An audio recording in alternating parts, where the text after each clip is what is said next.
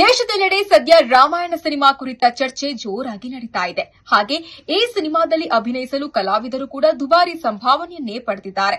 ಮೊದಲನೇದಾಗಿ ಶ್ರೀರಾಮನ ಪಾತ್ರದಲ್ಲಿ ಕಾಣಿಸಿಕೊಳ್ತಾ ಇರುವ ಬಾಲಿವುಡ್ ನಟ ರಣಬೀರ್ ಕಪೂರ್ ಸುಮಾರು 150 ಕೋಟಿ ಸಂಭಾವನೆಯನ್ನ ಪಡೆದಿದ್ದಾರೆ. ಈ ಸಿನಿಮಾ 2 ಭಾಗಗಳಾಗಿ ರಿಲೀಸ್ ಆಗ್ತಾ ಇದ್ದು, ಮೊದಲನೇ ಭಾಗಕ್ಕೆ 75 ಕೋಟಿ ಹಾಗೆ ಎರಡನೇ ಭಾಗಕ್ಕೆ 75 ಕೋಟಿಯಂತೆ ಒಟ್ಟು 150 ಕೋಟಿ ಸಂಭಾವನೆಯನ್ನ ಪಡೆದಿದ್ದಾರೆ. ಇನ್ನು ನಮ್ಮ ಸ್ಯಾಂಡಲ್ವುಡ್ ರಾಕಿಂಗ್ ಸ್ಟಾರ್ ಯಶ್ ಸುಮಾರು 100 ಕೋಟಿ ಸಂಭಾವನೆಯನ್ನ ಪಡೆದಿದ್ದಾರೆ.